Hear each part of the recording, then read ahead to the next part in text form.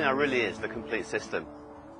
Not only can we improve your long game and your golfing fitness, we can really help your short game as well.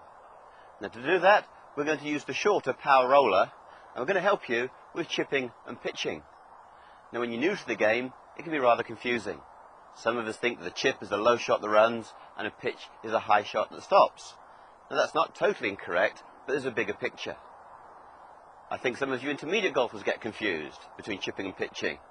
You're either chitching or you're pipping. Well, let's try and bring some clarity to that. And this is a very simple way of remembering it. Chipping is non-wristy.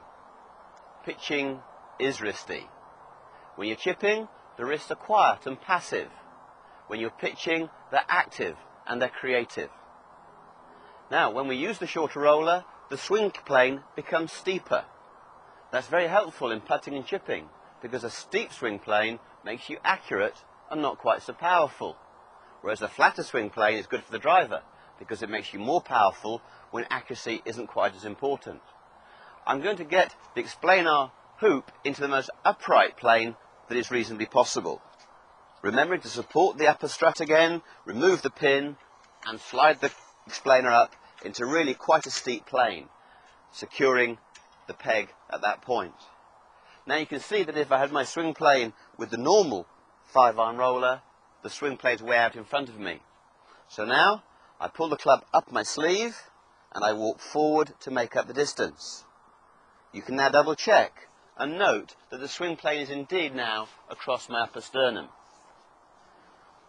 Now, if you're new to the game, let me give you the 2 golden rules of putting.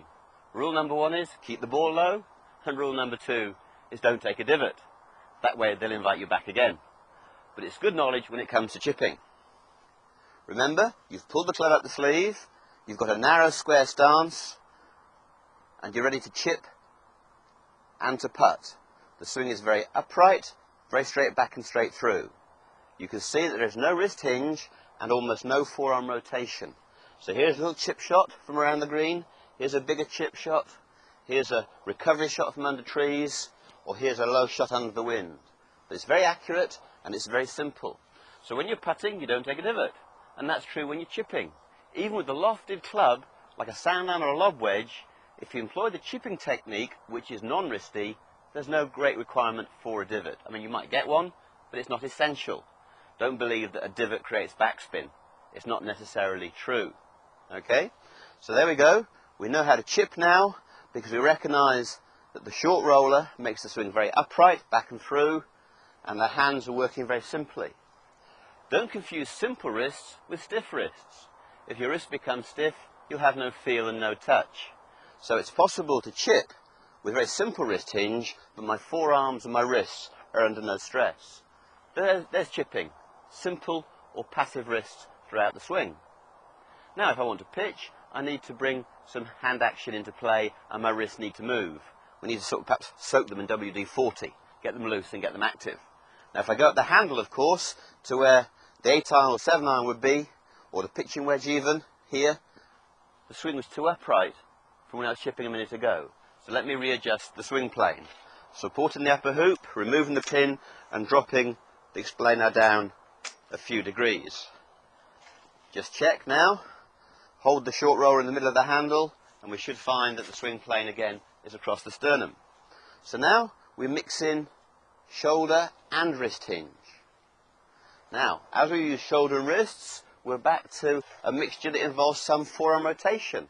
Forearm rotation not as excessive as with the driver, but still evident nonetheless. So you can see this is great for pitching, and it'll help your bunker play as well. Now it's so difficult to hit 1/2 and 3/4 pitches sometimes because we'll lose our shoulder turn. So don't let the arms go by themselves. The roller will come off the Explanar and you might hurt yourself or hurt the roller or bend the machine. And we don't want that. So the key is, although this is a pitching shot, we still need width of arc because of good shoulder turn. Now shoulder turn and wrist is the mix for pitching. And we mix to the fin and we come through to the fin. And that's the straightforward pitching movement. Sometimes it's helpful to get even more backspin and even more height. And we do that from an open stance.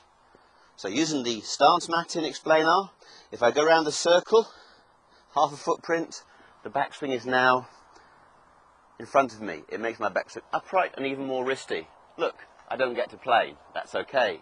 When I come through, I finish across plane. Now, one of the things that will give you comfort is you can't slice a wedge. If you put slice spin on a wedge shot, all that happens is the ball goes higher and lands more softly. Lofted clubs don't allow the ball to slice. So there you have it. We've used Explanar to improve your short game. And just remember this simple key in your mind. Chipping is non-wristy and pitching is wristy. All you've got to do is set the Explanar at the desired angle and you choose whether you're chipping or whether you're pitching.